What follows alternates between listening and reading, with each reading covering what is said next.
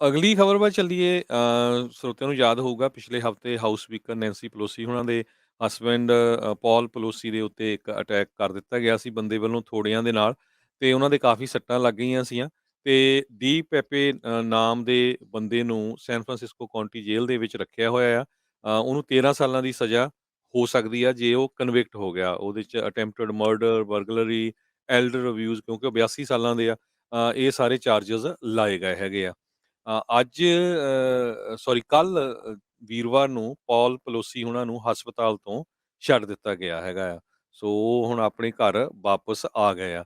ਤੇ ਇਹ ਵੀ ਪਤਾ ਚੱਲ ਰਿਹਾ ਵੀ ਡੇਵਿਡ ਡੀ ਪਾਪੇ ਕੈਨੇਡੀਅਨ ਸਿਟੀਜ਼ਨ ਹੈਗਾ ਤੇ 20 ਸਾਲਾਂ ਤੋਂ USA ਦੇ ਵਿੱਚ ਇਲੀਗਲੀ ਰਹਿ ਰਿਹਾ ਸੀ। ਉਹਦੇ ਕੋਲ ਕੋਈ ਇਮੀਗ੍ਰੇਸ਼ਨ ਦਾ ਸਟੇਟਸ ਹੈ ਨਹੀਂ ਹੈ USA ਦੇ ਵਿੱਚ। ਹੁਣ ਜੋ ਉਹਨਾਂ ਦੇ ਘਰ ਦੇ ਵਿੱਚ ਕੈਮਰੇ ਲੱਗੇ ਹੋ ਸੀ, ਰਿੰਗ ਸਿਕਿਉਰਿਟੀ ਕੈਮਰਾਜ਼ ਹੈਗੇ ਆ। ਸਾਰੇ ਕਿਉਂਕਿ ਪੈਸੀਫਿਕ ਹਾਈਟਸ ਏਰੀਏ ਦੇ ਵਿੱਚ ਘਰ ਆ, ਬੜਾ ਸਿਕਿਉਰਿਟੀ ਵਾਲਾ ਉਹ ਏਰੀਆ ਆ, ਗੇਟਡ ਕਮਿਊਨਿਟੀ ਆ। ਸੋ ਇਹ ਨਹੀਂ ਪਤਾ ਚੱਲ ਰਿਹਾ ਵੀ ਉਹ ਬੰਦਾ ਜਿਸਨੇ ਅਟੈਕ ਕੀਤਾ ਡੀ ਪਾਪੇ ਨੇ ਨੈਂਸੀ ਪਲੋਸੀ ਦੇ ਘਰ ਹਸਬੈਂਡ ਦੇ ਉੱਤੇ, ਉਹ ਕਿਸ ਤਰ੍ਹਾਂ ਉੱਥੇ ਐਂਟਰ ਕਰ ਗਿਆ।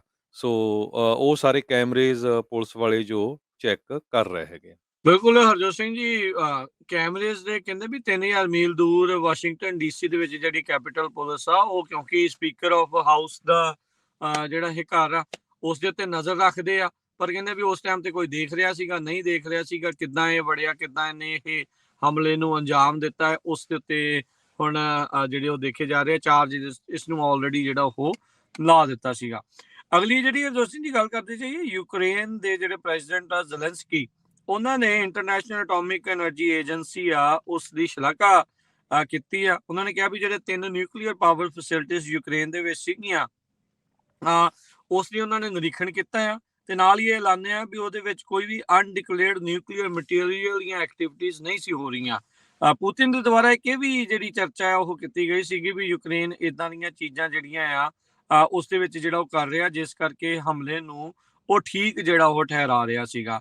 ਉਧਰ UK ਨੇ ਇਹ ਦਾਅਵਾ ਕੀਤਾ ਵੀ ਪੁਤਿਨ ਦੇ ਦੁਆਰਾ ਆਪਣੇ ਹੀ ਫੌਜੀਆਂ ਦੇ ਉੱਤੇ ਗੋਲੀਬਾਰੀ ਕੀਤੀ ਜਾ ਰਹੀ ਆ। ਇਹ UK ਦਾ ਦਾਅਵਾ ਆ ਵੀ ਜਿਹੜੇ ਰਿਟਰੀਟ ਕਰ ਰਹੇ ਆ, ਜਿਹੜੇ ਫੌਜੀ ਉੱਥੋਂ ਨੱਸ ਰਹੇ ਆ, ਭੱਜ ਰਹੇ ਆ। ਸੋ UK ਦੇ ਡਿਫੈਂਸ ਮਿਨਿਸਟਰੀ ਇਹ ਸੁਜੈਸਟ ਕਰ ਰਹੇ ਆ, ਇਹ ਦਾਅਵਾ ਕਰ ਰਹੇ ਆ ਵੀ ਰਸ਼ੀਆ ਦੇ ਫੌਜੀਆਂ ਦੇ ਦੁਆਰਾ ਆਪਣੇ ਹੀ ਜਿਹੜੇ ਕਾਮਰੇਡਸ ਆਪਣੇ ਹੀ ਜਿਹੜੇ ਫੌਜੀਆਂ ਦੇ ਉੱਤੇ ਇਸ ਤਰੀਕੇ ਦੇ ਨਾਲ ਹਮਲਾ ਜਿਹੜਾ ਆ ਉਹ ਕੀਤਾ ਜਾ ਰਿਹਾ ਹੈਗਾ ਆ। ਸੋ ਇਹ ਜਿਹੜੀ ਚੀਜ਼ ਆ ਹਰਜੋਤ ਸਿੰਘ ਜੀ, ਇਸ ਟਾਈਮ ਜਿਹੜੀ ਉਹ ਕਾਫੀ ਮਸਲਾ ਜਿਹੜਾ ਗੰਭੀਰ ਬਣਿਆ ਪਿਆ ਆ। ਪਿਛਲੇ ਕੁਝ ਦਿਨਾਂ ਦੇ ਵਿੱਚ ਰੂਸ ਦੇ ਦੁਆਰਾ ਹਮਲੇ ਜਿਹੜੇ ਆ ਤੇਜ਼ ਕਰ ਦਿੱਤੇ ਗਏ ਸੀਗੇ ਯੂਕਰੇਨ ਦੇ ਜਿਹੜਾ ਉੱਤੇ, ਪਰ ਕਈ ਇਲਾਕਿਆਂ ਦੇ ਵਿੱਚ ਰੂਸ ਦੀਆਂ ਫੌਜਾਂ ਨੂੰ ਹਾਰ ਦਾ ਸਾਹਮਣਾ ਵੀ ਕਰਨਾ ਪੈ ਰਿਹਾ ਤੇ ਉੱਥੋਂ ਵਾਪਸ ਨੂੰ ਜਿਹੜੇ ਆ ਉਹ ਨੱਸ ਰਹੀਆਂ ਨੇ।